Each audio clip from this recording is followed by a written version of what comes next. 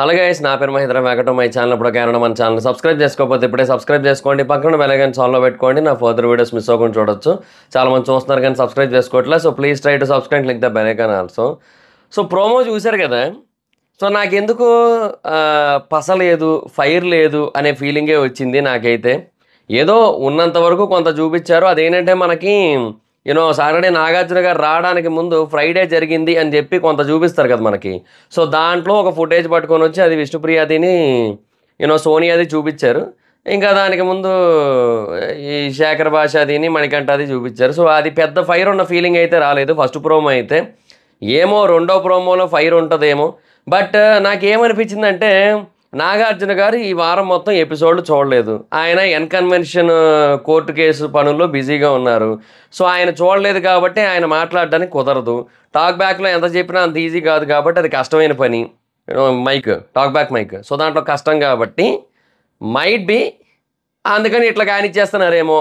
కంటెస్టెంట్లే వాళ్ళ తప్పులన్నీ కూడా మాట్లాడుకొని దాని గురించి డిస్కస్ చేస్తూ ఉంటే వాళ్ళు ఏదైనా ఒక పాయింట్ రైజ్ చేస్తే దాని గురించి మైట్ బి నాగార్జున గారు ఎంతో కొంత మాట్లాడడం అట్లా ఏమైనా చేస్తే ఈజీగా నడిపించవచ్చు కదా అన్నట్టు అలా చేశారేమో అనిపించింది నాకైతే.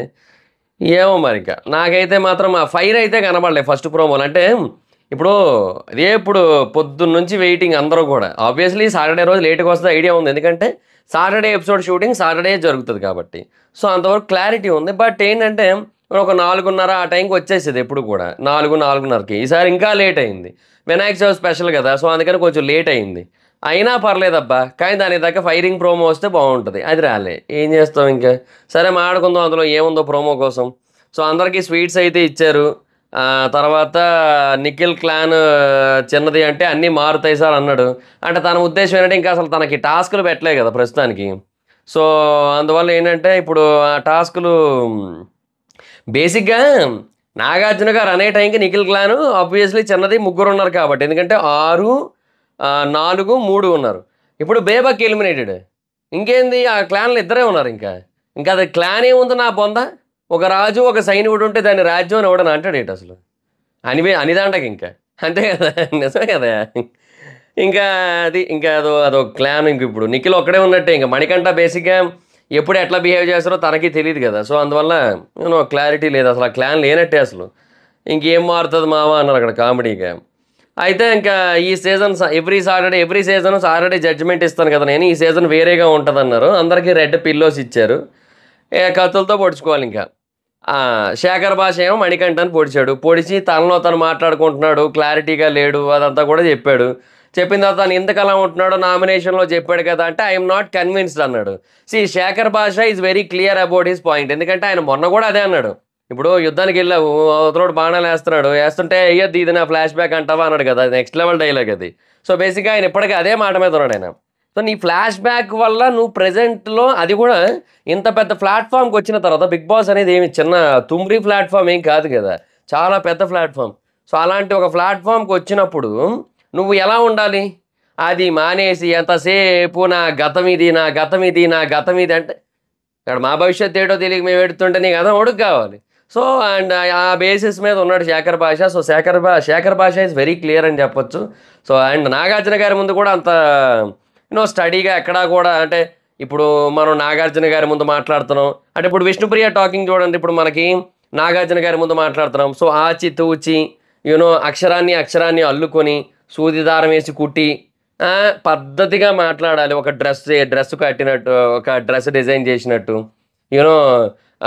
పూలదండ అల్లినట్టు జాగ్రత్తగా పద్ధతిగా పదాలు వాడాలన్నట్టు మాట్లాడుతుంది విష్ణుప్రియ.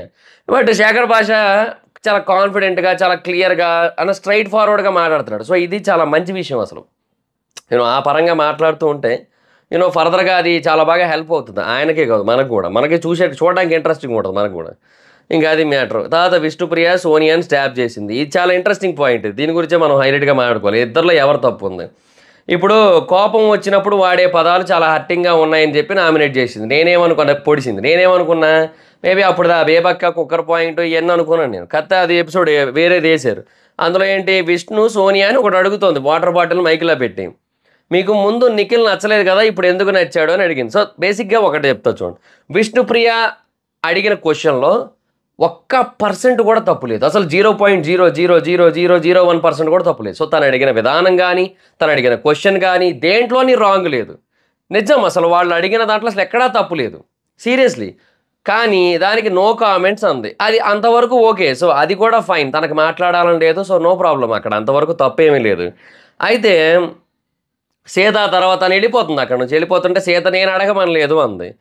నేను అడగమని ఎవరు అడగమన్నా అడగమనకపోయినా I don't belong to your adulterated comedy అంది. సో అది చాలా పెద్ద స్టేట్మెంట్, అది అసలు నిజంగా అనవసరమైన స్టేట్మెంట్ అది. అంటే అది చూడండి, ఇప్పుడు డీజే టిల్లులో నేను ఒక కారణ జన్ముడిని, నా ఈ యొక్క జన్మకు గల కారణం ఏంటంటే ఈ ఊర్లో ఏవైతే లేకి చీప్ చిల్లర డ్రైనేజ్ లంగా లత్కోర్ పంచాయతీలు ఉన్నాయో అవన్నీ తెచ్చి నా తలకు తగిలించుకోవడం అంటారు కదా, అట్లాగా సంబంధం లేని చోట అవసరమే లేని చోట ఒక పెద్ద వర్డ్ వాడేసింది, అడల్టరేటెడ్ కామెడీ అని చెప్పి. సో అది డెఫినెట్గా చాలా పెద్ద తప్పు. అండ్ ఆ చెప్పిన విధానం కానీ మొత్తం అంతా కూడా తప్పు. అంటే అది ఎట్లా జడ్జ్ చేసిందంటే వాళ్ళిద్దరినీ కూడా, విష్ణుప్రియని కానీ సీతని కానీ, మీరు అడల్ట్ కామెడీ చేసుకుంటారు, అడల్ట్ సీన్లు చేస్తారు అనే కైండ్ ఆఫ్ స్టేట్మెంట్ పాస్ చేసింది వాళ్ళ మీద. నిజంగా చాలా పెద్ద తప్పు అది. అంటే ఒక కైండ్ ఆఫ్ క్యారెక్టర్ అసాసినేషనే అది. డెఫినెట్గా సోనియా చేసింది క్యారెక్టర్ అసాసినేషన్. అక్కడ ఒక ట్యాగ్ ఇవ్వడం. ఇప్పుడు Vishnupriya is not always adult comedy person obviously. ఇప్పుడు సీత బేబీ సినిమాలో ఏదో చేసింది కదా అని చెప్పి తన జీవితం అంతా అలాగే ఉండదు, పక్క వాళ్ళని నా జీవితాన్ని నాశనం చేస్తూ ఉండదు. యూనో అదే చెప్తున్నా, మీరు ఒక adult comedy persons, adult content persons అన్నట్టుగా వాళ్ళ మీద ఒక ట్యాగ్ వేసి క్యారెక్టర్ అసాసినేషన్ చేసింది. అది చాలా పెద్ద తప్పు, చాలా నీచమైన పని నిజానికి చెప్పాలంటే నన్ను అడిగితే. అది ఒక్కొక్కరికి ఒక్కోలా అనిపించవచ్చు, బట్ దీంట్లో ఇంత మీనింగ్ ఉంది.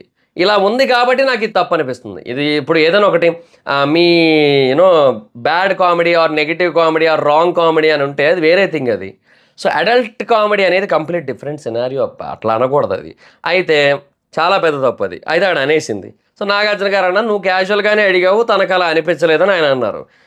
అది చూసిన ప్రతి ఒక్కరికి క్యాజువల్గానే అడిగింది అని అనిపిస్తున్నప్పుడు తనకి మాత్రమే ఎందుకు అనిపించట్లేదు అంటే, ఒక ఏ గొడవ లేని చోట గొడవ సృష్టించుకోవాలి అనే ఉద్దేశంలో ఉంది కాబట్టి. నిజంగా అంటే అప్పటి వరకు పాపం ఏం గొడవలు చేయట్లే. అంటే తనేంటి నిఖిల్తో గొడవలు పెట్టుకుందాం అనుకుంది, దరిద్రానికి నిఖిల్ క్లాన్లోకే చేరాల్సి వచ్చింది. అండ్ ఇంకా తర్వాత ఏం చేయాలో ఏం అర్థం కావట్లేదు తనకి. అంటే ఏదో అనుకుంది, ఇక్కడ మైండ్ సెట్స్ ఏమో డిఫరెంట్ ఉన్నాయి, స్ట్రాటజీలు అప్లై చేయలేకపోతుంది, ఇవన్నీ ఉన్నాయి. బేసిక్గా సోనియాని మీరు ఎప్పుడైనా గమనించండి, ఇదే కాదు కావాలని గొడవలు పెట్టుకోవాలనే చూస్తాం. అండ్ ఇక్కడ కూడా సేమ్ అలాగే అనిపించింది. సేమ్ ఒక జనరల్ థింగ్కి ఇప్పుడు అంత ఎందుగా బయట నుంచి చూస్తున్న మనకి ఏంది నిఖిల్ సోనియా ఇంతలాగా ఏదో బాగా క్లోజ్ అయిపోతున్నారు, ఇంత దగ్గరగా ఉంటున్నారు ఏంటి, ఏమైనా ట్రాక్ ఏమైనా నడుస్తుందా, ఏమైనా నడిపిద్దాం అనుకుంటున్నారా, ఏంది వీళ్ళ పరిస్థితి? మేబీ నిఖిల్ ఏమైనా సోనియా తనకు ఆపోజిట్గా ఉంటే వాయిస్ రైజ్ చేసే క్యాండిడేట్ కదా, సో సోనియాతోనే ఎక్కువ ఉంటే ఆ మనిషి వాయిస్ని కంట్రోల్ చేయొచ్చు కదా, సో ఆ బేసిస్ మీద ఉన్నాడా, ఇట్లా రకరకాల పాయింట్లు వచ్చినాయి. మనకి ఏది నిజం అనేది మనకు తెలియదు, ఎందుకంటే అసలు ప్రస్తుతానికి ఏది క్లారిటీ లేదు అక్కడ. జస్ట్ ఫ్రెండ్లీగానే అట్లా క్లోజ్గా ఉంటున్నారా, క్లోజ్ అంటే మరి మీద పడిపోవడం అట్లా ఏం లేదు, సీజన్ 5 అట్లా ఏం లేదు, జస్ట్ కొంచెం క్లోజ్గా ఉన్నారు, నేను కాదని చెప్పను. బట్ అది ఏంటంటే ఇంకా హౌస్లో అందరితోని కూడా నిఖిల్ ఆల్మోస్ట్ అలాగే ఉంటున్నాడు. ఇప్పుడు అభయ్తో వాడిని తీసుకురారా చంపేస్తాడరా అన్నాడు. ఇప్పుడు ఆ బాండింగ్ ఉంది నిఖిల్కి అందరితోని కూడా, సో అట్లా అందరితో అలాగే ఉంటున్నాడు. బట్ సోనియాతో ఉన్న ఫుటేజ్ ఎక్కువ రావడం వల్ల మనకు అలాగ అనిపిస్తుంది తప్ప అంతకు మించి ఇంకేం లేదని నా ఫీల్ అయితే. మరి ఏమైనా స్ట్రాటజీలు ఉంటే నేను చెప్పలేను ప్రస్తుతానికి, ఎందుకంటే మనకు కనబడిన దాన్ని బట్టి వేరు క్వశ్చన్లు రైజ్ అవుతాయి. సో ఏది వాస్తవం అనేది మనం చెప్పలేము. సో అందులో చాలా క్యాజువల్గా అడిగారు, అంతమించి ఇంకేయట్లేదు. అయితే ఇంకా తర్వాత విష్ణుప్రియ అండ్ సీత వెళ్ళి ఎక్స్ప్లెయిన్ చేయబోయారు. తను లోపల కూర్చొని ఒక్కరితో కూర్చొని డల్గా ఉంటే, కాదు నేను ఏమడిగాను, ఇప్పుడు విష్ణుప్రియ పాయింట్ ఏంటి, నేను ఏమడిగాను, మీ ఇంతకు ముందు నచ్చలేదు ఇప్పుడు నీకు నచ్చుతున్నాడు, దానికి రీజన్ ఏంటని ఒక్కటే అడిగాను అంతే, అంతకు మించి ఇంకేమీ లేదు. అంటే దానికి ఇప్పుడు నిఖిల్ నాకు ఇంతకుముందు కంటే ఇప్పుడు బెటర్గా అర్థమయ్యాడు, ఆర్ మా మధ్య ఇప్పుడు టాకింగ్స్ ఎక్కువ ఉన్నాయి, సో అందువల్ల తన మైండ్ సెట్ కొంచెం బెటర్గా అనిపిస్తోంది ఇంతకుముందు మీద, సో ఇప్పుడు నాకు అట్లా మాట్లాడుకుంటున్నాం, అట్లా నచ్చాడు, ఇది చెప్తే అయిపోయిందే. అది మానేసి దానికి ఏదో చేసింది. సో అందుకే విష్ణుప్రియ పాయింట్ ఏంటంటే, నేను చాలా క్యాజువల్గా నార్మల్గా అడిగాను, నేనేమి ఏదో అంది మీ ఇద్దరు ఇలా ఏమైనా చేసుకుంటున్నారా, మీ ఇద్దరు అలా సంథింగ్ అలా ఏమైనా అన్నానా, నేను అలా అనలేదు కదా అని విష్ణుప్రియ అనబోతుంటే ప్లీజ్ స్టాప్ ఇట్ అని అరిచేసి వెళ్ళిపోయింది. వెళ్ళిపోయి బయటకు వెళ్ళి కూర్చుంది. ఇంకా తను ఒక్కరితే అరుస్తుంది, మేము ఎవరో అరవలేమనుకుంటోంది, మాకు అరవడం వచ్చు అని చెప్పి విష్ణుప్రియ. సో డెఫినెట్గా విష్ణుప్రియ ఇక్కడ వరకు రైటే, నిజంగా ఇంతవరకు రైటేనబ్బా, 100% రైటే. తనది ఒక క్యారెక్టర్ అని అనుకుంటూ వెళ్ళింది. మరి అక్కడ ఎంతవరకు ఏం మాట్లాడింది అనేది మనకు చూపించలేదు, కానీ అట్లా అనుకుంటూ వెళ్ళిపోయింది. ఓకే, సో అదైతే మాత్రం కొంతవరకు రాంగ్ అనిపించింది. బట్ ఏంటంటే ఇప్పుడు అక్కడ సోనియా చేసిన దానికి అంతవరకు సర్లే, తినకి కోపం వచ్చింది, తిన రియాక్షన్ కూడా కొంతవరకు న్యాయమేలే అని అనిపించింది అక్కడ దాకా. అయితే బయటకు వచ్చాక సోనియా ఎమోషనల్ అయిపోయింది. అయిపోయిన తర్వాత విష్ణు ఏమో నేను కూడా ఎమోషనల్ అవుతా అన్నది నన్ను అనేస్తానంటుందంటే నిజమే కదా, తన క్యారెక్టర్ని అసాసినేషన్ చేసింది, తనని అండ్ సీతని కూడా. బేసిక్గా సీత కూడా ఇక్కడ ఎక్కువ ఇన్వాల్వ్ కాలే, విష్ణునే అన్నది డైరెక్ట్గా. సో తననే ఎక్కువగా అన్నట్టు. అందువల్ల ఏంటంటే సీత నేనే ఎమోషనల్ అవ్వాలి, నేను అవుతా కూడా, నాకు బాధ లేదా నా అమ్మాయి అంది. అయితే అక్కడ విష్ణు కూడా ఒక తప్పు చేసింది, విష్ణుప్రియ కూడా. అది కూడా పెద్ద తప్పే. అది ఏంటది, ఇవిడ ఒక్కరితే పుణ్యస్త్రీ, మేము ఎవరం కూడా కాదు అని అన్నట్టు. ఇప్పుడు నేను అదే చెప్తున్నా. ఇప్పుడు ఇది మేబీ క్యారెక్టర్ అసాసినేషన్ కాదు, ఇది డెఫినెట్గా క్యారెక్టర్ అసాసినేషన్ కాదు. ఎందుకంటే తను వీళ్ళని రాంగ్గా పోర్ట్రే చేస్తోంది కాబట్టి, నువ్వు ఒక్కదానివే రైటు మేము అందరం రాంగ్ అనేది పోర్ట్రే చేయడం అనేది కరెక్ట్ కాదు అన్నట్టుగా విష్ణుప్రియ చెప్పింది. అంతవరకు బాగానే ఉంది. బట్ కోపం వచ్చినప్పుడు పదాలు వదిలేస్తోంది అనే పాయింట్ విష్ణుప్రియ రైజ్ చేసినప్పుడు, అదే విష్ణుప్రియ తనకు కోపం వచ్చినప్పుడు కూడా పదాలు వదిలేసిందిగా. పుణ్యస్త్రీ అని మాట్లాడాల్సిన అవసరం లేదుగా అక్కడ. నిజం, అది అవసరం లేదు. ఇప్పుడు తను ఒక్కరితే మంచిది, మేమందరం చెడ్డవాళ్ళం, మేమందరం తను ఒక్కరితే రైట్, మేమందరం రాంగ్ అన్నట్టు మాట్లాడుతుందని చెప్పేస్తే అయిపోయేదానికి, తను ఒక్కరితే పుణ్యస్త్రీ అంటే పోనీ ఇప్పుడు కామెడీగా మాట్లాడటం వేరు. ఇప్పుడు కామెడీగా అందరూ కామెడీ చేసుకుంటున్న టైంలో ఇట్లాంటి పదాలు మాట్లాడుకోవడం తప్పులేదు, అందరూ జోకులు వేసుకుంటున్నప్పుడు. బట్ ఒక సీరియస్ మూమెంట్లో ఉన్నప్పుడు, తనేమో ఎమోషనల్ అవుతున్నప్పుడు, తిని కూడా ఎమోషనల్ అవ్వడానికి రెడీగా ఉన్నప్పుడు తను వాళ్ళు ట్యాప్ తిప్పేసింది సోనియా. ఇక విష్ణుప్రియ ట్యాప్ ఇట్లా కొంచెం ఇట్లా ఉంది, తిప్పబోతుంది అన్న టైంకి ఆ మాట వదలకూడదు కదా. ఆ మూమెంట్లో ఆ మూడ్లో డెఫినెట్గా వదలకూడదు అట్లాంటి పదం. పుణ్యస్త్రీ, ఇవిడ ఒక్కరితే పుణ్యస్త్రీ, మేము అందరం తప్పుడు వాళ్ళం అన్నట్టుగా చెప్తోంది అన్నట్టుగా అట్లా వదలకూడదు. So use better words. నువ్వు వేరే వాళ్ళకి చెప్పేటప్పుడు ప్రాక్టీస్ వాట్ యూ ప్రీచ్. నువ్వు వేరే వాళ్ళకి చెప్తున్నప్పుడు కోపంలో ఉన్నప్పుడు పదాలు వదలకూడదు అన్నప్పుడు, కోపంలో ఉన్నప్పుడు నువ్వు కూడా వదలకూడదు, తప్పది. ఇది మాత్రం కరెక్ట్ కాదనిపించింది నాకు. సో బట్ ఇద్దరిది తప్పు ఉంది కదా, ఇద్దరిది మిస్టేక్ ఉంది ఇక్కడ. ఎవరిది, సోనియాది మిస్టేక్ ఉంది అండ్ విష్ణుప్రియది మిస్టేక్ ఉంది. అయితే ఇద్దరిలో ఎవరిది ఎక్కువ మిస్టేక్ ఉందంటే ఫర్ మీ సోనియా. ఎందుకంటే విష్ణుప్రియ ఏదైతే చేసిందో ఆ మాట అన్నదో డెఫినెట్గా రాంగ్ వర్డ్ సెలెక్షన్ అది డెఫినెట్గా. కానీ దాన్ని మనము క్యారెక్టర్ అసాసినేషన్ కింద చూడలేము. జస్ట్ ఒక ఎగ్జాంపుల్ లాగా చెప్పింది. ఇప్పుడు తను ఒక్కరితే మంచిది, మేము అందరం చెడ్డోళ్ళం అన్నట్టుగా చెప్పడం కోసం, తను ఒక్కరితే పుణ్యస్త్రీ, మేము అందరం చెడ్డోళ్ళం అన్నట్టుగా మాట్లాడింది కాబట్టి ఇట్స్ జస్ట్ అన్ ఎగ్జాంపుల్. ఇప్పుడు తను పుణ్యస్త్రీ కాదు అనలే అక్కడ. ఓకే, తను పుణ్యస్త్రీ కాదు, తను రాంగ్ పర్సన్ అని అనలే అక్కడ. So there is no character assassination అక్కడ, బట్ రాంగ్ వర్డ్ సెలక్షన్ మాత్రమే ఉంది. బట్ ఇక్కడ సోనియా విషయానికి వచ్చినట్టయితే రాంగ్ వర్డ్ సెలక్షన్తో పాటుగా క్యారెక్టర్ అసాసినేషన్ కూడా ఉంది. ఇవి రెండు ఉన్నాయి కాబట్టి for me Sonia is bad, Sonia is wrong అనేది అంటే ఈ సినారియోలో నా ఫీలింగ్ అయితే. అరే ఎంత బాధపడుతున్నాను, ఇప్పుడు కోపం వచ్చిందా అంటే లేదు బాధ వేసిందని సోనియా అన్నా కూడా స్టిల్ ఐ బిలీవ్ సోనియాదే మిస్టేక్, అదైతే క్లియర్. ఇక మేబీ దీని మీద నామినేషన్లు వెళ్తూ ఉంటాయి నెక్స్ట్ వీక్. ఇంకా నెక్స్ట్ వీక్ నామినేషన్ల కోసం ఇదంతా చేస్తున్నారు. సో వీళ్ళు సోనియా వర్సెస్ విష్ణుప్రియ ప్లాన్ చేసినట్టు ఉన్నారు వీళ్ళు. సరే చూద్దాం, మనం ఏముంది ఇంకా మన ఇష్టం ఏం లేదు కదా. వాళ్ళు ఏం ప్లాన్ చేస్తే అదే. ఇంకా కొన్ని మూమెంట్స్ అట్లా మారుస్తారు వాళ్ళు కావాలని. నాగార్జున గారు అన్నారు అన్ని కుక్కర్లు ఒకలాగే పనిచేయవు, సో అందరి ఎమోషన్స్ ఒకలాగే ఉండవని నాగార్జున గారు చెప్పారు. ఓకే, అది కొంచెం కామెడీని మిక్స్ చేస్తూ చెప్పిన మంచి మాటే. ఇంకా తర్వాత సీత యష్మిని నామినేట్ అది పొడిచింది, ఇంకా తన వల్లే హౌస్ హార్మనీ పోయిందని. అదే ఆట ఇంకా ఇంతకుముందు ఇంకా ముందు ఇంకా చాలా చూస్తామని నాగార్జున గారు అన్నారు. సో డెఫినెట్గా ఇట్స్ ఎ వ్యాలిడ్ పాయింట్, ఎందుకంటే ముందు ఇంకా చాలా ఉంటాయి ఇట్లాంటివి. బట్ డెఫినెట్గా యష్మిని యాక్చువల్గా పిల్లో తీసి పొడిచినా తప్పు లేదు, అంటే అట్లా అనకూడదు. బట్ అంటే అదేంది రబ్బర్ కత్తి కాదు, అది ఏంది, అది వుడెన్ కత్తి. అది కూడా ఏమంటారు బ్రేకబుల్ వుడెనే అది. సో అది థర్మోకోల్ కాబట్టి అది దిగింది లోపలికి, లేదంటే ఇరిగిపోయేది యాక్చువల్గా మనిషిని గుచ్చితే మాత్రం. బట్ డెఫినెట్గా యష్మి చేస్తున్న ఓవర్ యాక్షన్ ఏదైతే ఉందో, అంటే నేనేమంటున్నానంటే నేనే తోపు నేనే తురుము అనే బలుపు ఉండకూడదబ్బా బిగ్ బాస్లో. బిగ్ బాస్లో వీళ్ళందరూ ఏదో అనుకుంటున్నారు. బిగ్ బాస్ అంటే టాస్కులు గెలవడం అని, బిగ్ బాస్ అంటే యూనో క్యాప్టెన్ అయిపోవడం అని, ఇప్పుడు చీఫ్ అయిపోవడం అని, బిగ్ బాస్ అంటే స్పెషల్ ప్రివిలేజెస్ దొరకడం అని, అంటే లైక్ ఇప్పుడు వాళ్ళకి చాక్లెట్లు డ్రింకులు దొరికినాయి కదా, అట్లా దొరకడం అని అనుకుంటున్నారు. కాదు, బిగ్ బాస్ అంటే టాస్కులు గెలవడం కాదు. బిగ్ బాస్ అంటే మనుషుల్ని, బయట మనుషుల్ని, ఆడియన్స్ని గెలవడం. బిగ్ బాస్ అంటే చీఫ్ అవ్వడం కాదు, చీప్ అవ్వకుండా ఉండడం. బిగ్ బాస్ అంటే స్పెషల్ ప్రివిలేజెస్ దొరకడం కాదు. బిగ్ బాస్ అంటే ఎలాంటి ప్రివిలేజెస్ లేకపోయినా కూడా నీ కంట్రోల్ని మిస్ అవ్వకుండా ఉండడం, బ్యాలెన్స్ తప్పకుండా ఉండడం. That is what called Bigg Boss. And అది శూన్యం యష్మిలో, నిజంగా అది లేదు యష్మిలో. ఇక ఆబ్వియస్లీ డెఫినెట్లీ సీత కత్తిని ధర్మకోల్ పిల్లోకి పడడం తప్పులేదు. కాకపోతే ఇక నాగార్జున గారు చెప్పిన పాయింట్ కూడా వ్యాలిడే. ఇంకా ఇంకా ముందు ముందు ఇంకా చాలా ఉంటాయంటే నాకు ఎందుకు అలా అనిపించట్లే. ఏమనిపిస్తుంది తెలుసా నాకు, ఈ సీజను ఎట్లా తయారైందంటే